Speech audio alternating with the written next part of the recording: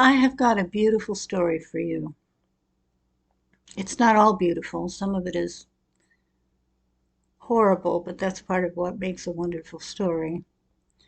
It involves my own journey with stage 4 cancer, but it also goes all the way back to the agony of caring for my dearest friend as she died of stomach cancer 20 years ago, which was both scarring and sacred, holy and horrific. And then it goes back even further into the terrible trauma of my early childhood, but it comes out on the side of healing and resurrection. I was basically dead inside already, and I had to come back to life just in time to get my terminal diagnosis. But by then, I was ready for it. If you are like other audiences, I predict that you will laugh a little, cry a little, and hopefully be inspired a lot. Before I begin my story, I would like to ask you, how did you come to this moment where you are listening to this sentence that I have prepared for you, hoping that you would? I'm sure you have come by a very different path than the one by which I arrived. I'm wondering how you managed your journey from birth to this moment. Did you always know exactly where you were going? Did you always stick to the plan and never veer off, distracted by things you saw along the way? Did you never stumble and injure yourself? Did you have a helpful traveling companion? Did you remember to enjoy your journey, stopping to play and to savor the beauty of each new place that each day, each series of steps on your path brought you? If you did, I bow to you. Please make a video for me too. I think I hope to manage the story of my life that way, but I feel like I've stumbled along more often than not.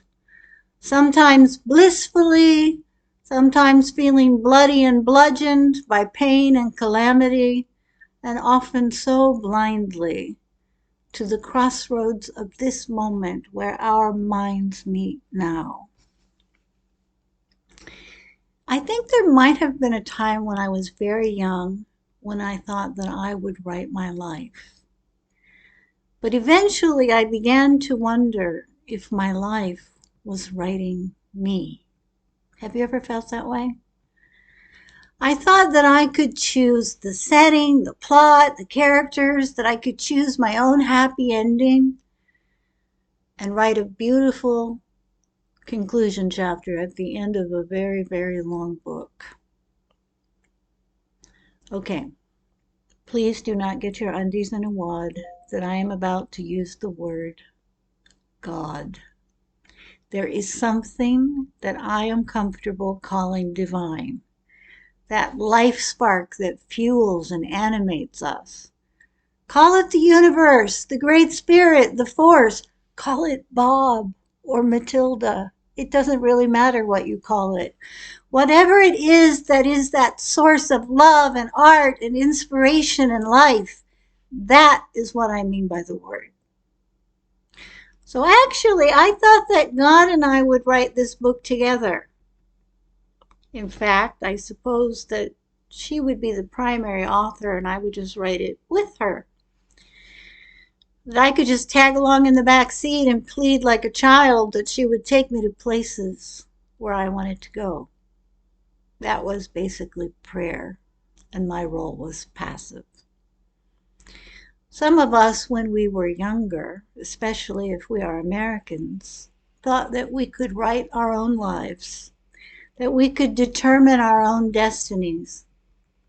Americans love to quote the poet William Ernest Henley, usually without knowing some critical context, who declared so passionately, "I am the master of my fate." Others of us have always felt that we were characters in a story we did not write. Sometimes we believe that a terrible God wrote that story, Sometimes we believe that it was written by our parents or some other powerful characters who stormed through our lives, creating emotional environments that we may or may not have been able to even breathe through. Other people acting upon us. Some people perceive themselves as warriors in their stories, and others victims. I wonder how many people actually feel that they are writing their lives themselves, and how long it takes before something happens to them that convinces them otherwise. Like cancer, for instance. Nobody in their right mind is going to write cancer into their story. And then I'm pretty sure they would write it right back out. We human beings have the glorious gift of the power to choose, but we do not have an unlimited set of choices before us. There are so many people and events and circumstances that force their way into our lives, and we have no control over them. These we do not choose. When I was young, I used to moan about being a character born into a crap story. A mentally ill father who was unemployed for most of my childhood, a blind mother, extreme poverty and social stigma, partial deafness, sexual abuse, the tragic death of my baby brother and the trauma that caused, betrayal, abandonment, grief, suicidality, unemployment, singleness, childlessness, complex PTSD, and cancer. And trust me, that is not a complete inventory. All of those were story elements that, frankly, I would not have chosen for myself. Also, I would have given myself a different nose and probably taken a pass on the chicken lips. Seriously, when they ever smile, our lips just disappear. Also, I would have given myself a butt. I don't know what she was thinking. A casual glance at my person, and it's quite clear that it's not like I was running out of cellulite. But I digress. No, if I had been writing my own story with complete control, I would have written a fairy tale. Well, I would have written the second half of the fairy tale. Okay, let's be honest. I would have written just the last bit. I would have skipped the first 90% with all the adventure and gone straight to the happy ending. I can't help thinking of the Princess Bride. Skip to the end. Have you ever noticed that when we say someone has led a fairy tale life, we are pretty much always thinking of the happy ending? In fact, most fairy tales have very grim, chuckle there, grim, Grimm. It's hilarious. You should laugh. Very grim, complicated actions leading up to those happy endings. We forget that bit.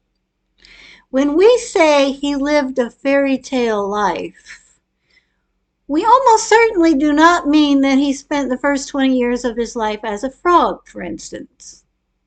We mean he lived as a prince. Well, if he was born a prince and then he lived as a prince all his life, that is not a very interesting story. I would not pay money for that book, would you? Not unless he slew some dragons blindfolded with his hands tied behind his back playing the harmonica. Or maybe he built some hanging gardens on the moon or something. Generally, we prefer rags to riches stories over look how rich he got richier stories. We like stories about how underdogs surmount the seemingly insurmountable and rise from ignominy to glory. For other people, anyway, not necessarily for ourselves. But complications are the stuff of great stories. So are villains. The best stories have the most conflict and the worst villains.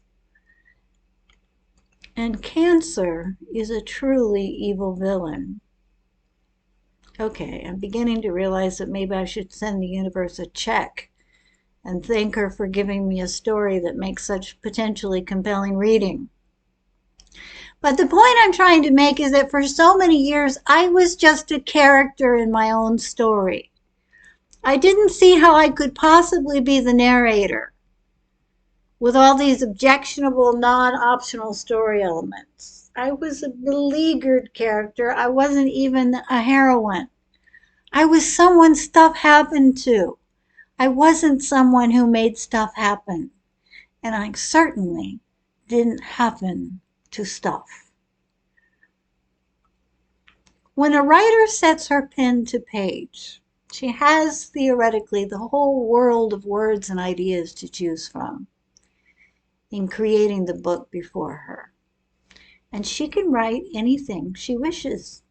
A romance, a textbook, a fantasy, a horror story, an epic poem, an account of fact or fiction. And oh, most importantly, she can edit the hell out of that book. She can even scrap it and start a brand new book. Our lives are not like this. They are more like a culinary throwdown between chefs who are given a set of ingredients they did not choose and asked to make a delicious dish of these. And sometimes there is a very discrete time limit. How can we take the ingredients before us and create a meal that sates us, that nourishes all the needs of our bodies and at the same time tickles and tantalizes our taste buds? We don't get to choose all the ingredients of our stories, but we get to choose what we do with the ingredients that we have. At some point, I came to realize that I could tell my story differently. It didn't have to be a crap story that I was born into. I'm not a mere character in my story. I'm the heroine, but I'm also the narrator. I used to look at it as a hole that I had fallen into, but eventually I saw that I could see it as the hole turned inside out and a mountain that I was standing on. I get to choose my response to the people and the events that come through my life. And I also get to decide what each part of my story means. Nobody else gets to define who I am. They don't get to assign the meaning and the cause-effect relationships of what has happened to me. Only I have that right. I own my story. I have come to believe that I have not only the option, but the calling to be a co-author with the universe in writing my life. This requires creativity.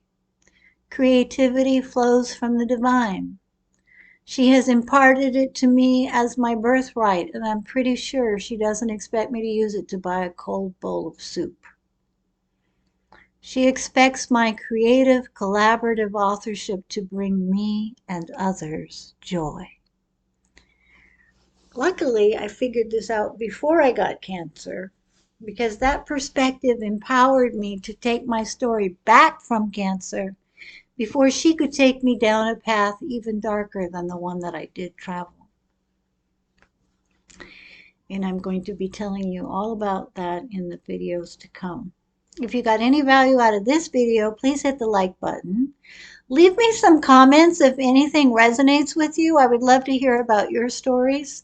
And consider subscribing. I think somebody out there needs to hear my story, and the more people who subscribe, the more likely it is that it will reach them. And who knows, maybe it's you. Take care of yourselves.